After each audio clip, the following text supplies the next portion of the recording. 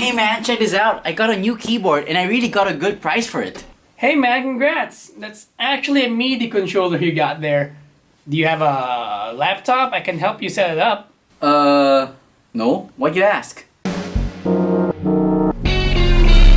Hey guys, I'm Kel and I'm here today to help you guys figure out whether it's best for you to buy a MIDI controller or a keyboard. Now, I know in most cases, a MIDI controller could be cheaper than your keyboard and it could probably help you out save up cash, but if you don't have the right tools, it honestly won't. So let's look into the pros and cons of each, but first, let's define what a MIDI controller is. First things first, a MIDI stands for Musical Instrument Digital Interface. So a MIDI controller basically controls a MIDI-enabled device. Usually they are your plugins on your DAWs, hence the name MIDI controller, alright? Good.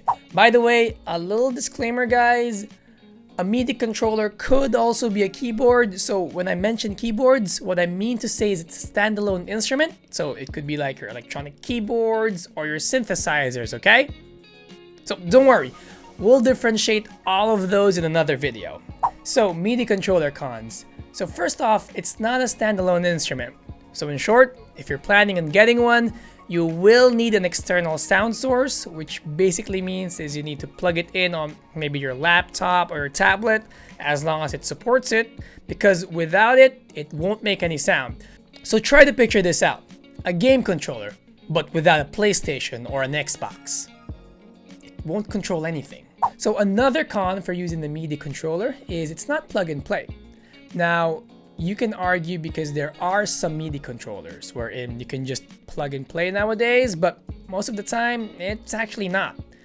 Because if you're using a DAW, your DAW needs to recognize it in your inputs, or if you really want to maximize the potential of the MIDI controller, you have to manually map the pads, the knobs, the triggers, and all those fancy stuff in there. So to cut it short, you need to be a little tech savvy. Alright, so now for the good stuff. So the pros in using the MIDI controller is it's actually lighter, and since it doesn't have all those fancy stuff and the sound banks regular keyboard has, it's actually really light. So it's easier to bring it around if you don't have a car, or if you have a gig, or you want to jam with your friends. Now, some of you guys might argue, since it does need an external sound source, you might need to bring a laptop, which is also heavy, but well, I say that's not always true. Because there are some light laptops or like tablets that support DAWs. So if you want to travel light, just bring your controller, a notebook, or maybe a tablet. So another good thing about using the MIDI controller is you're actually able to customize and update your sound really easy on your computer. So if you manage to figure out all the techie stuff and you're quite proficient with your DAW, you can easily choose and customize what sounds you can play. And mastering this is quite actually powerful because based on my experience, all you just have to do is download or purchase sounds online and hook it up on your DAW, and there you go. Since we talked about the MIDI controller, let's talk about the keyboards next. So the cons for the keyboards. It's actually a pain to bring around because as you can see, I have a Roland Juno DI and bringing it is quite difficult because I don't have a car. So other than the weight difference of the two, keyboards rely on the power source, so they need a power supply cable for it to actually work, unlike the MIDI controller. Another con about getting a keyboard is it's actually quite pricey most of the time. But let's face it, sometimes getting a keyboard could actually be 3 times more expensive than a regular MIDI controller, because of its sound banks, the touch feel of the keys, and any other stuff inside the keyboards. Some might argue it's unfair that I'm comparing the prices of maybe an Akai MIDI controller or a Korg Chronos or a Roland Juno DI. And yeah, you're actually right. It is unfair to compare them. But my point is you can buy a MIDI controller who is 3 times cheaper than a keyboard and still able to imitate the sound banks of those keyboards. If you're good enough in customizing the sounds on your DAW. But on the flip side, you aren't able to duplicate the feel of the touch of the keys, so I guess that's why they're expensive. So this time, let's talk about the pros in actually getting a keyboard. So first off, the keyboard is a multi-purpose standalone instrument. Compared to a MIDI controller who only has one purpose, a keyboard can actually do a lot more than a MIDI controller.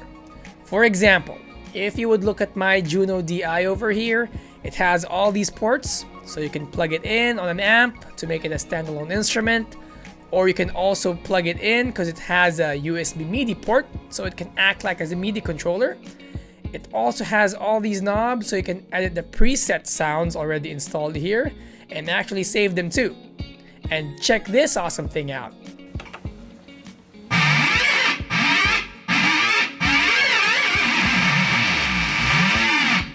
And finally guys, a keyboard is really easy to set up. So all you just have to do is plug it in on a power source and then hook it up on your amp, or in some cases, keyboards have built-in speakers. And there you go, it makes a sound.